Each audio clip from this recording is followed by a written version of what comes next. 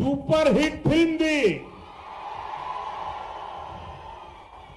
लेकिन आज तेलंगाना कांग्रेस ने राज्य के लोगों को डबल आर टैक्स दे दिया है। ट्रिपल आर फिल्म ने पूरी दुनिया में भारत का नाम रोशन किया, लेकिन ये डबल आर टैक्स भारत के लिए शर्मिंदगी बढ़ा रहा है। इस डबल आर टैक्स की तेलंगाना में हर तरफ चर्चा है। चर्चा है कि तेलंगाना के जो उद्योगपति है, जो ठेकेदार है, उनको कुछ परसेंट डबल आर टैक्स पिछले दरवाजे से देना पड़ रहा है। आरोप है कि यहां टोटल जितनी वसूली होती है उसमें से एक खास हिस्सा डबल आर टैक्स के तौर पर काला धन दिल्ली जाता है। मुझे पता है आप सब ये डबल आर टैक्स से बहुत ही त्रस्त है। मुझे ज्यादा विस्तार में जाने की जरूरत नहीं है। आप समझ गए होंगे ये डबल आर कौन है। మిత్రులారా, తెలంగాణ సినీ పరిశ్రమలో ట్రిపుల్ ఆర్ అనే సినిమా సూపర్ హిట్ అయిన విషయం మనందరికీ తెలిసిందే. కానీ ఈరోజు తెలంగాణలో అంతకుమించి ఈరోజు డబుల్ ఆర్ ట్యాక్స్ పేరు మీద ఈరోజు పెద్ద ఎత్తున కూడా తెలంగాణలో చర్చ జరుగుతూ ఉన్నది. ప్రపంచమంతా కూడా గర్వపడితే ట్రిపుల్ ఆర్ సినిమా వల్ల ఇప్పుడు మన దేశం సిగ్గుపడుతున్నది తెలంగాణలోని డబుల్ ఆర్ ట్యాక్స్ వల్ల. అందుకనే ఈరోజు డబుల్ ఆర్ ట్యాక్స్ ద్వారా ఏ పారిశ్రామికవేత్తల ద్వారా పెద్ద ఎత్తున ఈరోజు ఆ ట్యాక్స్ మీద వసూలు చేస్తున్నారో అందులో పెద్ద ఎత్తున ఇవాళ ఢిల్లీకి ఆ నల్లధనాన్ని కప్పం కడుతూ ఉన్నారు ఈ తెలంగాణలోని ఈ అధికారులు. కాబట్టి ఈ యొక్క డబుల్ ఆర్ ట్యాక్స్ వల్ల విసిగిపోయిన తెలంగాణ ప్రజలు, మరి నేను ఎక్కువగా చెప్పదలుచుకోలేదు, ఈ డబుల్ ఆర్ ట్యాక్స్ ఎవరు వసూలు చేస్తున్నారో, ఎవరికి కప్పం కడుతున్నారో మీరు అర్థం చేసుకోవాల్సిందిగా మిమ్మల్ని నేను కోరుతా ఉన్నాను. भाइयों बहनों, अगर आपने ये डबल आर टैक्स पर लगाम नहीं लगाई तो ये 5 साल में आपको ऐसा बर्बाद कर देगा, ऐसा बर्बाद कर देगा, तेलंगाना फिर खुदा खड़ा नहीं हो पाएगा। पहले टीआरएस बीआरएस ने तेलंगाना को बर्बाद कर दिया, अब ये डबल आर वो भी बर्बाद करेगा। और इसलिए उसको लगाम लगाने के लिए इस बार तेलंगाना से सभी भाजपा को जिता करके दिल्ली भेजो तो वो डरेगा और लगाम रहेगी। మిత్రులారా, ఈ ప్రభుత్వం ఏదైతే కొత్త పంత ఎంచుకున్నదో డబుల్ ఆర్ ట్యాక్స్ పేరు మీద తెలంగాణను దోచుకుంటున్నది కాబట్టి తెలంగాణ పూర్తిగా వినాశనమయ్యే ప్రమాదం ఏర్పడుతున్నది. గతంలో బీఆర్ఎస్ కూడా ఏ రకంగా అవినీతికి పాల్పడి రాష్ట్రాన్ని దోచుకున్నదో, బీఆర్ఎస్ కాంగ్రెస్ ఇద్దరు తోడు దొంగలే, ఒక గూటి పక్షులే. కాబట్టి ఈ తెలంగాణ ప్రజలు విముక్తి కావాలంటే బీజేపీని గెలిపించాలి. త్వరలో తెలంగాణలో పెద్ద ఎత్తున బీజేపీ అభ్యర్థులను గెలిపించి తెలంగాణను ఆదుకోవాల్సిందిగా మీతో నేను విజ్ఞప్తి చేస్తా ఉన్నాను. साथियों, कांग्रेस पार्टी ने आपको लूटने के लिए एक और नया तरीका निकाला है।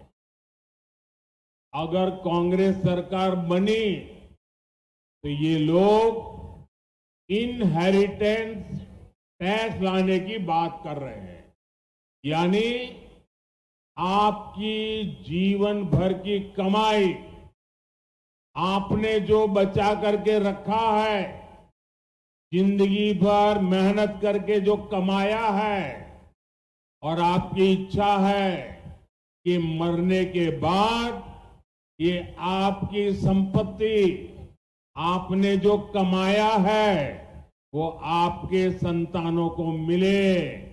लेकिन कांग्रेस ऐसा टैक्स लाने वाली है कि अब आपने जो कमाया है वो पूरा का पूरा आपके बच्चों को नहीं दे सकेंगे।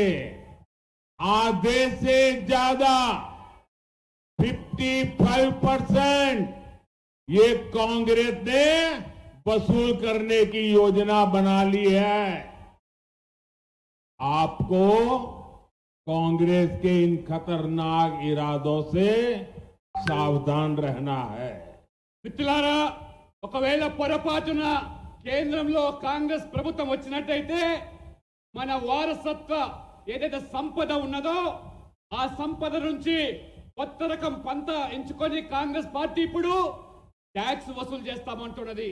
అది 55% మన సంపద నుంచి మన పిల్లలకు దక్కకుండా ఇవాళ కాంగ్రెస్ దాన్ని కాజేసేదానికి కుట్రలు కుతంత్రాలు పన్నుతా ఉన్నది. కాబట్టి ఈ భయానకమైనటువంటి నిర్ణయాల పట్ల మన ప్రజలందరూ కూడా అప్రమత్తంగా ఉండాలి.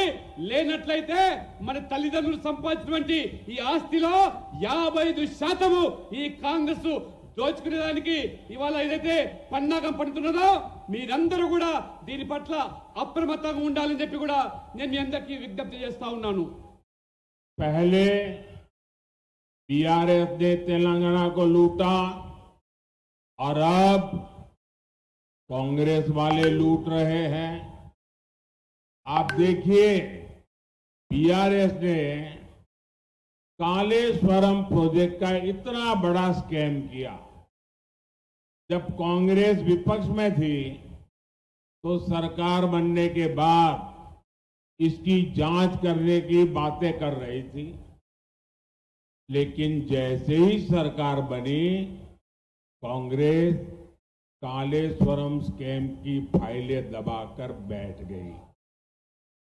और जब बीआरएस सत्ता में थी तब उन्होंने केस फॉर वोट मामले की जांच को आगे नहीं बढ़ने दिया। మిత్రులారా, మొదట ఈ రాష్ట్రాన్ని టిఆర్ఎస్ ప్రభుత్వము ఏ రకంగా దోచుకున్నదో మనందరికీ తెలిసిందే. ఆనాడు కాళేశ్వరం యొక్క ప్రాజెక్టు పేరు మీద జరిగిన కుంభకోణము, ఆనాడు ప్రతిపక్షంలో ఉన్నటువంటి కాంగ్రెస్ పార్టీ ఏ రకంగా కాళేశ్వరంలో బీఆర్ఎస్ దోచుకున్నదో ఆ రోజు మాట్లాడినటువంటి ఆ కాంగ్రెస్ పార్టీ ఇవాళ అధికారంలోకి వచ్చిన తర్వాత ఆ కాళేశ్వరం ప్రాజెక్టు సంబంధించినటువంటి ఫైళ్ళన్నీ కూడా తొక్కిపెట్టి ఏ రకంగా ఇవాళ ద్వంద్వ నీతి అవలంబిస్తున్నదో మనమందరం కూడా గమనిస్తా ఉన్నాము. కాబట్టి ఈ విధంగా కాంగ్రెస్ ప్రభుత్వము ఏ రకంగా ఇద్దరు కూడా తోడు దొంగలు కాబట్టి ఒకరినొకరు కాపాడుకునేటువంటి ప్రయత్నాన్ని చేస్తూ ఉన్నారు. కాబట్టి జాగ్రత్తగా ఉండమని చెప్పి నేను కోరుతా ఉన్నాను. कांग्रेस बीआरएस दोनों अलग नहीं, बल्कि दोनों एक ही करप्शन रैकेट के मेंबर्स हैं। कांग्रेस बीआरएस का ये करप्शन रैकेट कहां तक फैला हुआ है कि दिल्ली के लीकर स्कैम से भी पता चलता है। दिल्ली में जिस पार्टी ने लीकर स्कैम किया उसमें बीआरएस के लोग शामिल निकले और उसी पार्टी से दिल्ली में कांग्रेस का अलायंस है। इसलिए जब इस स्कैम पर कार्रवाई हुई तो करप्शन रैकेट के ये सारे मेंबर्स एक दूसरे के समर्थन में आ गए। మిత్రులారా, కాంగ్రెస్ బీఆర్ఎస్ వేరు కాదని తోడు దొంగలని చాలా స్పష్టంగా చెబుతా ఉన్నాను. ఎందుకంటే ఈ కాంగ్రెస్ బీఆర్ఎస్ రెండు కూడా ఈ ర్యాకెట్ కమిటీలో ఇద్దరు కూడా సభ్యులే. ఢిల్లీలో జరిగిన మద్యం కుంభకోణంలో ఏ రకంగా ఒక పార్టీ అవినీతికి పాల్పడితే ఆ పార్టీతో కలిసి ఈ బీఆర్ఎస్ ప్రభుత్వం ఏ రకంగా మద్యం కుంభకోణంలో పాల్పడ్డదో అటువంటి పార్టీతో ఇవాళ బీఆర్ఎస్ ఆ రకంగా అలయన్స్ లో కొనసాగుతూ ఉంటే మరి కాంగ్రెస్ పార్టీ ఏ రకంగా ఆ మద్యం కుంభకోణంలో ఉన్నటువంటి ఆ ఢిల్లీ పార్టీతో అనుబంధంగా ఉంటే ఇవాళ బీఆర్ఎస్ వేరు కాదనే విషయాన్ని, కాంగ్రెస్ వేరు కాదనే విషయాన్ని తెలుసుకోవాల్సి నేను కోరుతా ఉన్నాను. बीजेपी किसान कल्याण को प्राथमिकता देती है, लेकिन कांग्रेस हमारे अन्नदाता को भी धोखा देने में पीछे नहीं है. तेलंगाना में कांग्रेस ने सरकार बनने के 100 डेज के भीतर किसानों का कर्ज माफ करने का वादा किया था. वो वादा आज तक पूरा नहीं हुआ. पैडी पर 500 रुपये पर क्विंटल देने का वादा भी इन्होंने किया था. अब ये उस वादे के बारे में भी मुंह पे ताला लगा दिया है, बोलने को तैयार नहीं है. మిత్రులారా, భారతీయ జనతా పార్టీ రైతులను అన్నదాతగా భావిస్తూ వారు భగత్ స్వరూపులుగా ఇవాళ మన ప్రభుత్వం వాళ్ళను కొనియాడుతూ ఉన్నది. కానీ ఇవాళ కాంగ్రెస్ ఏ రకంగా రైతులను మోసం చేస్తూ ఉన్నదో తెలంగాణలో మీరు చూస్తూ ఉన్నారు. ఎన్నికల ముందు రైతుల యొక్క 2 లక్షల రుణాన్ని మాఫీ చేస్తామని 100 రోజుల్లో పూర్తి చేస్తామని చెప్పారు. కానీ వాళ్ళ 100 రోజులు పూర్తయిపోయింది. రైతులు ఏ రకంగా మాఫీ చేయకుండా రుణాన్ని మోసం చేస్తున్నారు మనం చూస్తున్నాము. వరి మీద 500 బోనస్ ప్రకటిస్తామని చెప్పినటువంటి ఈ కాంగ్రెస్ ప్రభుత్వము రేవంత్ రెడ్డి గారు ఇవాళ 100 రోజులు గడువు అయిపోయింది. ఇవాళ 500 బోనస్ ఇవ్వకుండా ఏ రకంగా ఇవాళ మోసం చేస్తుందో గమనించాల్సిందిగా మిమ్మల్ని కోరుతా ఉన్నాను. साथियों, कांग्रेस को ताकत गरीब को गरीब बनाए रखने से मिलती है. तेलंगाना के मेरे नौजवान साथियों, आपका प्यार इतना है, आपका उत्साह इतना है,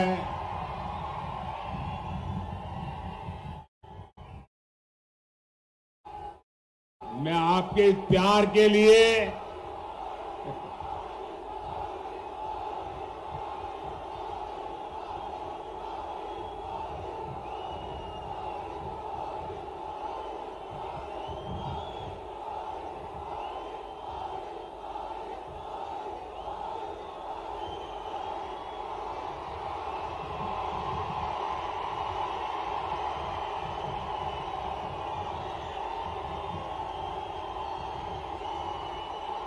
साथियों,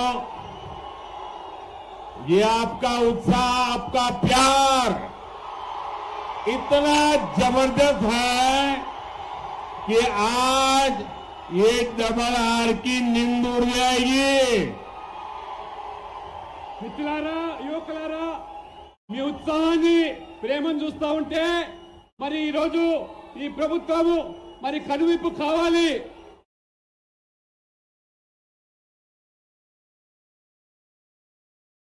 साथियों, कांग्रेस को ताकत गरीब को गरीब बनाए रखने से मिलती है.